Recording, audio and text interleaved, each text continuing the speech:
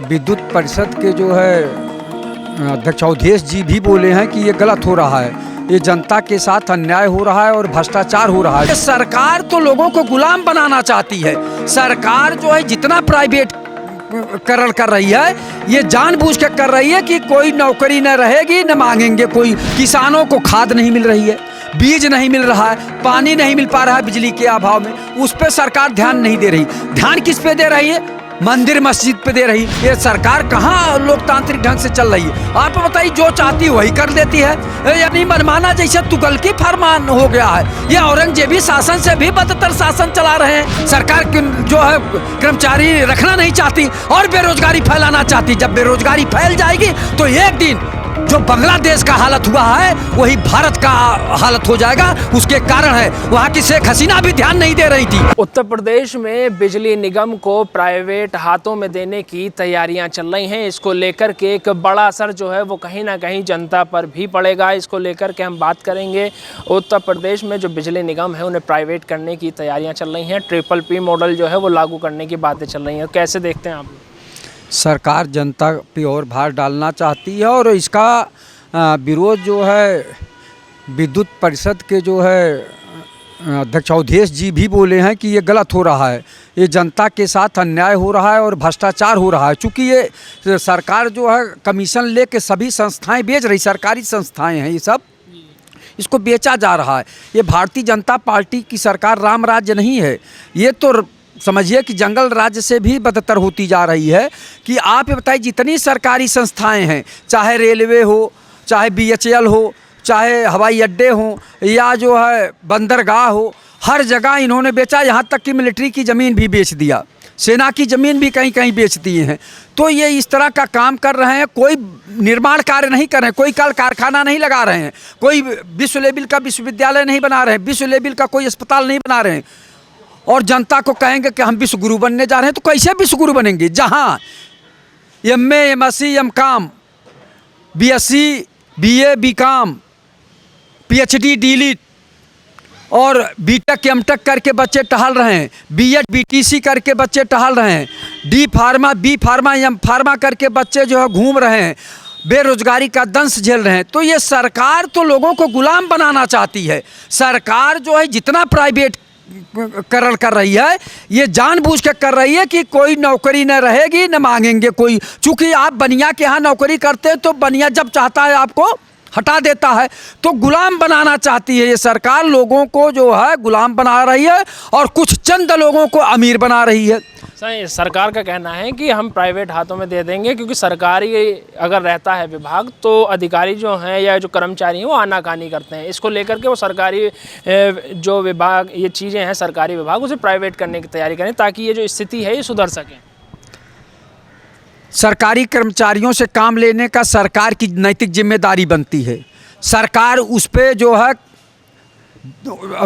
एक तरह से निगाह रखे कायदे से और उन पे अनुशासनात्मक कार्रवाई करे, सुधार होगा। कर्मचारियों को सुधार के लिए जो है योजना चलावें और एक तरह से जो है सुपरवाइजर टाइट रखें तो कर्मचारी से काम लिया जा सकता है। लेकिन कर्मचारी से काम न लेके सरकार की विफलता है और वो सरकार जो है विभागों को बेच रही है। आप ये बताइए, बिजली विद्युत निगम जो बता रहे हैं इतना बड़ा विभाग है कि इससे पूरा प्रदेश प्रभावित होगा, लेकिन उस पर नहीं ध्यान दे रहे हैं। किसानों को खाद नहीं मिल रही है, बीज नहीं मिल रहा है, पानी नहीं मिल पा रहा है बिजली के अभाव में, उस पर सरकार ध्यान नहीं दे रही। ध्यान किस पे दे रही है?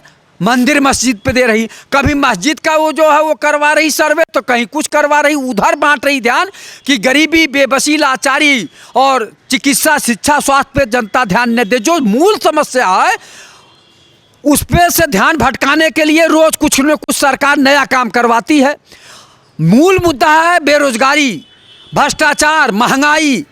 इस पे तो सरकार ध्यान नहीं दे रही है, इस पे कोई वैसा काम नहीं कर रही। तो ये सरकार जो है जनता के खून पसीने की कमाई के जो है जनता के टैक्स से जो ये कंपनियां बनी थी या विद्युत निगम बना था, इन सबको बेच रही है और कुछ चंद पूंजीपतियों के हाथ बेच के जनता को गुलाम बनाना चाहती है और जनता इसको स्वीकार नहीं करेगी। जबकि विद्युत नियामक परिषद के जो अध्यक्ष अवधेश वर्मा जी भी बोले हैं कि ये जनता के साथ अन्याय है। तो ये लोकतंत्र और संविधान की हत्या करने वाली सरकार है। ये सरकार कहाँ लोकतांत्रिक ढंग से चल रही है? आप बताइए, जो चाहती वही कर लेती है, यानी मनमाना जैसे तुगलकी फरमान हो गया है। ये औरंगजेबी शासन से भी बदतर शासन चला रहे हैं। ये माननीय मुख्यमंत्री जी को सोचना चाहिए, इनको कौन राय दे रहा है? आप संत महंत मुख्यमंत्री हैं, आपको समदर्शी होना चाहिए, समान दृष्टि से सबको देखना चाहिए। और दूसरी बात कि आप जो संपत्ति पहले की बनी है उसको और बढ़ाना चाहिए कि न कि बेचना चाहिए। अब इन लोगों की वो हालत हो गई है कि जाते जबाते सब कुछ बेच के जाना चाह रहे हैं कि आने वाली सरकार को सुधारने में 10 साल लग जाए। ये नौबत आ गई है।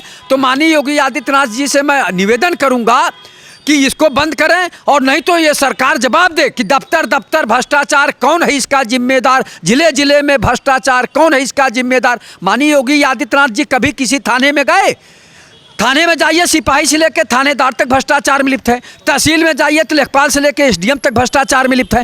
कहीं भी किसान के भेष में या गरीब के भेष में किसी भी जो तहसील में या किसी थाने में जाके इन्होंने कभी देखा कि हमारे कर्मचारियों को रवैया क्या है जनता के साथ? लेकिन नहीं गए। बस केवल बेचने का उपाय कि सरकारी कर्मचारी काम नहीं कर रहे हैं, तो काम नहीं कर रहे हैं तो काम लेने का तरीका सरकार के पास होना चाहिए। काम आप उनसे लीजिए, लेकिन उसका सुपरवाइजर बढ़िया से रखिए और तहकीकात करिए कौन काम कर रहा है कौन नहीं कर रहा। और तमाम बेरोजगार घूम रहे हैं, उसको सस्पेंड करिए, बर्खास्त करिए, दूसरे को नौकरी दीजिए, वहाँ काम करेंगे। नए लड़कों को तरजीह दीजिए। नए लड़के जो बेरोजगार घूम रहे हैं, जो 50 साल तक के नौकरी कर रहे हैं और नहीं काम कर रहे हैं, उनको हटाइए। MSc PhD डिलीट करके बच्चे जो है गरीबी और बेरोजगारी का दंश झेल रहे हैं, उसका जिम्मेदार कौन है? सरकार है। सरकार निकम्मी है। सरकार जो है कर्मचारी रखना नहीं चाहती और बेरोजगारी फैलाना चाहती। जब बेरोजगारी फैल जाएगी तो एक दिन जो बांग्लादेश का हालत हुआ है वही भारत का हालत हो जाएगा। उसके कारण है वहाँ की शेख हसीना भी ध्यान नहीं दे रही थी। वहाँ लोग त्राहिमाम कर रहे थे कि बेरोजगारी बढ़ रही, महंगाई बढ़ रही है, और आप इस पर ध्यान नहीं दे रही। जब नहीं दी तो भारत की जनता बहुत ही सहिष्णु है, बहुत ही संतोषी है। यहाँ प्याज नमक रोटी भी खा लेती है। लेकिन कब तक, कितने दिन तक आप भूखे रह सकते? 1 दिन, 2 दिन, 4 दिन, 6 दिन, 8 दिन, उसके बाद पेट की भूख की ज्वाला भभक जाएगी और मारने पुतारू हो जाएगी। इसलिए माननीय मुख्यमंत्री जी और देश के प्रधानमंत्री जी इस पे ध्यान दे। बेरोजगारी की समस्या सबसे बड़ी समस्या है, पहले इसको समाप्त करें। उससे बड़ी समस्या भ्रष्टाचार है। भ्रष्टाचार ही प्रदेश और देश के लिए अभिशाप है। जितने MLA MP हैं, जितने IAS IPS हैं, जितने PPS और PCS हैं, इनकी संपत्ति का जांच करा लीजिए। बड़े बड़े बंगले लखनऊ में, नोएडा, गाजियाबाद में, नैनीताल में, अब और बड़े बड़े कृषि फार्म कहाँ से आए? इनकी संपत्ति का ब्यौरा भी उत्तर प्रदेश सरकार ने मांगा है। उन्होंने कहा कि जो अपनी संपत्ति का ब्यौरा नहीं देगा उसकी तनख्वाह जो है वो रोक दी जाएगी। तो उनका ब्यौरा भी मुख्यमंत्री ने मांगा है। तो इस क्रम में भी जो योगी सरकार है वो काम कर रही है। काम कर रही, केवल कहती है ना। जितने भ्रष्टाचारी हैं क्यों नहीं दे रहे हैं? और नहीं दे रहे हैं तो सरकार की जिम्मेदारी है। वो झूठा शपथ पत्र लगाएंगे। वो किसके नाम जमीन खरीदे हैं? जो फॉर्च्यूनर है किसके नाम खरीदे हैं? क्या उसका जो है जीवन स्तर है फॉर्च्यूनर खरीदने लायक है कि नहीं? और जितने कृषि फार्म में बड़े बड़े खरीदे हैं लोग, और नोएडा, गाजियाबाद, नैनीताल और लखनऊ जैसे और जिले जिले में जो बड़ी बड़ी कोठियाँ बनाए हैं, तो ये कहाँ से बनाए हैं? इनकी क्यों नहीं जाँच करते? उन्हीं के बगल में बैठते हैं, माननीय मुख्यमंत्री जी के बगल में बैठते हैं बड़े बड़े भ्रष्टाचारी, और उनकी क्यों नहीं जांच कराते? माननीय मुख्यमंत्री जी अगर संत महंत हैं तो उन्हें सबसे पहले भ्रष्टाचार को खत्म करना चाहिए। और भ्रष्टाचार जब खत्म करेंगे तो उत्तर प्रदेश विकास के रास्ते पे चला जाएगा। लेकिन नहीं, ये भ्रष्टाचारियों को अगल बगल बैठाए हुए इधर कहते हैं भ्रष्टाचार मुक्त उत्तर प्रदेश, गुंडा मुक्त उत्तर प्रदेश, अपराध मुक्त उत्तर प्रदेश। तो कैसे हो रहा है? बहराइच में हो गया, संभल में हो गया, तो कैसे हो गया? जब आपका मुक्त प्रदेश है, भ्रष्टाचार मुक्त, अपराध मुक्त और गुंडा मुक्त उत्तर प्रदेश है, तो कैसे ये सब घटनाएं घट रही? माननीय मुख्यमंत्री जी केवल बोलते हैं, बड़े बड़े मीडिया पर, बड़े बड़े अखबार में केवल छपता है कि भ्रष्टाचार मुक्त उत्तर प्रदेश। ना उत्तर प्रदेश में जो है बिजली निगम वो प्राइवेट करने की बातें कही जा रही हैं। जो UPPCL के चेयरमैन हैं आशीष गोयल, उन्होंने कहा कि बिजली विभाग जो एक बड़े घाटे में है, तो इसे उभारने के लिए हम लोग इसका निजीकरण कर रहे हैं। ये जनता के हित में वो फैसला कर रहे हैं, उनका कहना है। देखिए, लालजी यादव ने बहुत कुछ बोल दिया, बहुत साफ डिटेल में बात कर दी। अब मैं छोटे में ही बात को ख़त्म कर दूंगा। आप ये बताइए कि उत्तर प्रदेश के अलावा आप और राज्यों में देखो कि बिजली की दर क्या है। ऑलरेडी यहाँ पे दुगनी तिगनी और राज्यों के मुकाबले में है, और आप अगर प्राइवेट सेक्टर में डालते हो तो कहीं ना कहीं आम आदमी की और मुसीबत एक खड़ी हो जाएगी उसके लिए कि उसको पता नहीं अब कितना आगे बिजली का बिल देना पड़ेगा।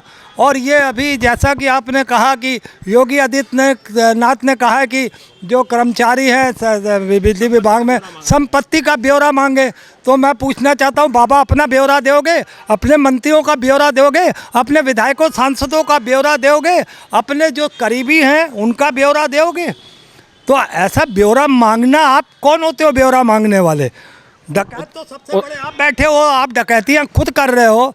आपने जिस तरीके से यादव जी ने कहा डकैतियाँ हो रही हैं, मारकाट हो रही है धर्म के नाम पर। ये जो ट्रिपल पी, ये बिजली निगम को जो प्राइवेट करने की बात है, ये महाराष्ट्र में लागू हो चुका है। उत्तर प्रदेश की बात करें तो यहाँ 7 रुपये यूनिट जाती है रूरल एरियो में, और जो शहर के एरिए हैं उनमें 8 रुपये यूनिट जाती है। लेकिन महाराष्ट्र में ट्रिपल पी जो नियम है वो लागू हो चुका है, प्राइवेट हो चुकी है, तो वहाँ 18 रुपये यूनिट जाती है। तो 18 रुपये यूनिट ज़्यादा वो महंगा है कि 7 रुपये यूनिट महंगा है? क्योंकि आशीष गोयल कह रहे हैं कि ये जो फैसला है वो जनता के हित में, एक बड़ा घाटा उन्होंने दिखाया है कि यूपीपीसीएल में एक बड़ा घाटा है। तो इसको कैसे देखते हैं कि यूपीपीसीएल में घाटा हो गया, अधिकारियों को पता नहीं चला, मंत्री को पता नहीं चला, आखिर कैसे? बस वही तो अब आप समझने की बात है। आप यहाँ घाटा दिखा रहे हो, घाटा किसकी जेब में गया है?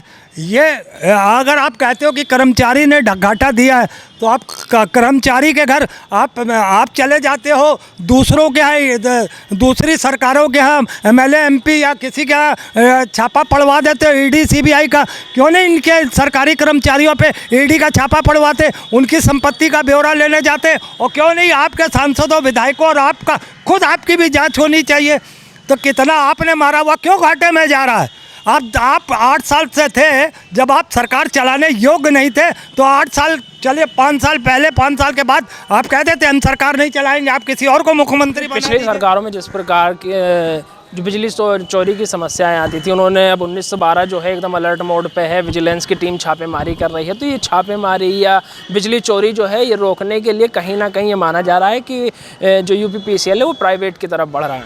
बस सिर्फ एक बात बता दें, सिर्फ घोषणाएं कर दो, अमली जामा कभी किसी चीज़ का नहीं पहनाएंगे, हम वो कर देंगे, हम ये कर देंगे। आप ये देखिएगा कि ये सिर्फ प्राइवेट में देने का मतलब है कि एक अडानी अंबानी, और उत्तर प्रदेश में भी आ रहा, आप किसको ठेका मिलता है मुझे नहीं मालूम है, मगर एक अडानी अंबानी की उत्पत्ति हो जाएगी यहाँ उत्तर प्रदेश में, वो बैठ जाएगा, विराजमान हो जाएगा और आपको देगा पैसे, और आप और सरकार दोनों वो सरकार और अडानी अंबानी जैसा कोई व्यक्ति है अडानी अंबानी जो आएगा मिल बांट के देश को लूटेंगे, यही प्लान किया जा रहा है। भाई सरकारी, अभी आप कह रहे हो सरकारी आदमी चोरी करता था बिजली विभाग में, तो अब आपको इसका मतलब आपको नहीं मिल पा रहा था, सरकारी सब कर्मचारी खाए जा रहे थे, आप तक पहुंच नहीं रहा था, तो अब आपने इसको प्राइवेट सेक्टर में कर दिया कि एक ही आदमी पे निगरानी करनी पड़ेगी, उत्तर प्रदेश के सारे कर्मचारियों पे निगरानी नहीं करनी पड़ेगी।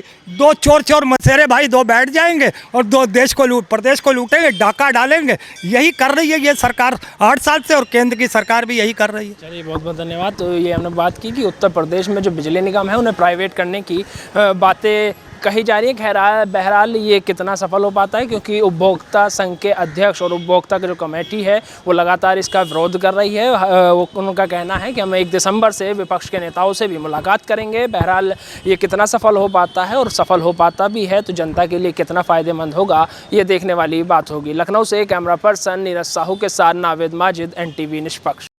देश विदेश की ताज़ा खबर पाने के लिए हमारे चैनल NTV निष्पक्ष को सब्सक्राइब करें व बेल आइकन दबाना ना भूलें।